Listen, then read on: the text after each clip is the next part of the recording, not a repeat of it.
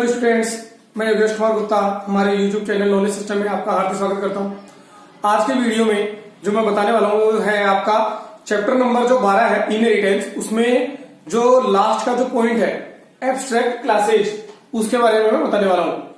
तो मैंने इससे पहले बोर्ड पर लिख दिया है और ये जो परिभाषाएं हैं ये भी आपको लिख लिख कर याद करनी चाहिए। और ये जो परिभाषाएं हैं ये आपकी एक एक नंबर की आपके एग्जाम में पूछी जाती है। तो आपको किस तरह से याद रखना है वो मैंने बोर्ड पे लिख दिया है, तो इनको मैं एक बार एक्सप्लेन कर रहा हूं, तो एक बार ध्यान से समझने की कोशिश करें। अगर आपके पास बुक है तो बुक में आप मिलान कर सकते हैं। ये आपका जो चैप्टर नंबर 15 है और चैप्टर नंबर 12 और पेज नंबर 172 पर आप देख सकते हैं। तो देखो एब्स्ट्रैक्ट क्लास जो है, एक इंपॉर्टेंट बात मैं बता दूं कि अगर आपको जो क्वेश्चन आता है एब्स्ट्रैक्ट क्लासेज, तो इसमें जो बाकी की जो सभी डेफिनेशन जो होती है, जैसे ये जो डेफिनेशन है ये एक डेफिनेशन है और ये एक डेफिनेशन है, ये तीनों डेफिनेशन आपको लिखनी जरूरी होगी। लेकिन अगर केवल एक डेफिनेशन पूछी जाती है, जैसे कि मान लो पूछा जा रहा है कि वर्चुअल फंक्शन किसे कहते हैं, तो अगर केवल एक प्रश्न पूछा जाता है कि वर्चुअल फंक्शन किसे कहते हैं, तो केवल आपको जो एक परिभाषा है कि अगर एक ही नाम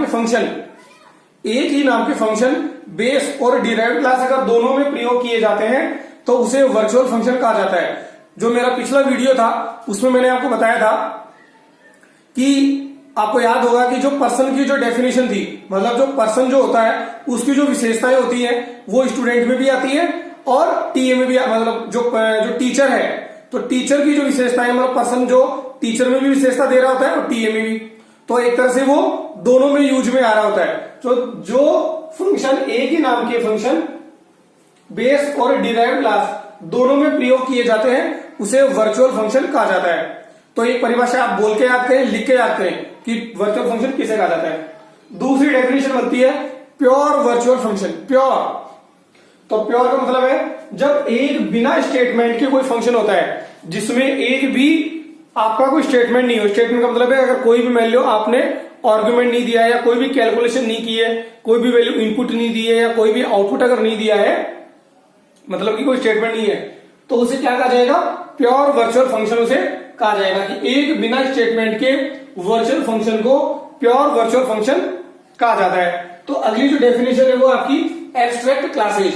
तो एब्स्ट्रैक्ट क्लासेज क्या है कि अगर एक क्लास में कम से कम, एक क्लास में जो आप क्लास बनाते हैं, प्रोग्राम बनाते हैं, उसमें अगर कम से कम अगर एक भी प्योर वर्चुअल फंक्शन हो, मतलब एक भी प्योर वर्चुअल फंक्शन हो, तो उसे क्या कहा जाएगा? एब्स्ट्रैक्ट क्लास उसे कहा जाता है। तो स्टूडेंट समझने वाली बात यह है कि अगर आपके एग्जाम में क्वेश्चन पूछा जाए कि प्योर वर्चुअल फंक्शन किसे कहते हैं, तब आपको इन दोनों डेफिनेशन को लिखना जरूरी होगा।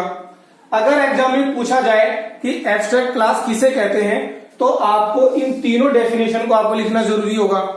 और अगर केवल एब्स्ट्रैक्ट क्लास पूछी जाती है, जैसे कि अपना जो टॉपिक है, तो इसमें तीनों डेफिनेशन भी लिखनी है, साथ में जो नीचे तो 2 पॉइंट और लिखे हुए हैं ये भी आपको लिखना जरूरी है कि इसका प्रयोग एक तो ऑब्जेक्ट बनाने के लिए नहीं किया जाता है, वो मैंने बोर्ड पे लिख दिया, वीडियो को पॉज करके आप देख सकते हैं और आप अपनी बुक में भी देख सकते हैं पेज नंबर 172 पे।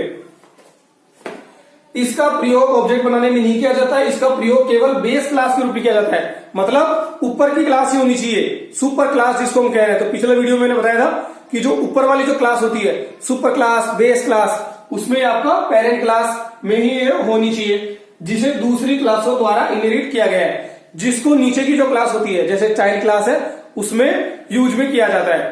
तो ध्यान से समझने वाली बात यह है कि डेफिनेशन आप याद करेंगे, जो एक एक नंबर की जो डेफिनेशन होती है उनको याद करेंगे, लेकिन ध्यान रखने वाली बात यह है कि जो एक एक नंबर के क्वेश्चन पूछे जाते हैं उनमें अगर वर्चुअल फंक्शन पूछा जाए तब आप एक लाइन का लिख देंगे, प्योर वर्चुअल फंक्शन पूछा जाए तो भी आप एक लाइन में लिख देंगे, लेकिन अगर एब्स्ट्रैक्ट क्लास पूछी जाती है तो आपको इसके लिए ये तीनों जो डेफिनेशन होती है ये आपको लिखना जरूरी होगा।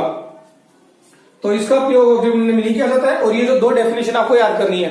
तो ओके स्टूडेंट्स, ये जो चैप्टर है आपका पूरा हो गया है। इसका जो प्रोग्राम जो दिया हुआ है उसको मैं एक वीडियो के माध्यम से मैं आपको जल्दी ही यूट्यूब पे डाल दूंगा, आप देखें। तो हमारे ये जो वीडियो है वो कैसे लगे इसके बारे में मुझे कमेंट करके बताएं, लाइक करें और अपने दोस्तों के साथ शेयर करें।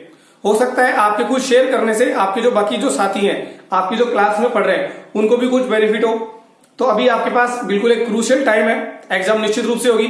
अपनी पढ़ाई में ध्यान रहे, रेगुलर रहे, नियमित रहे। Thank you.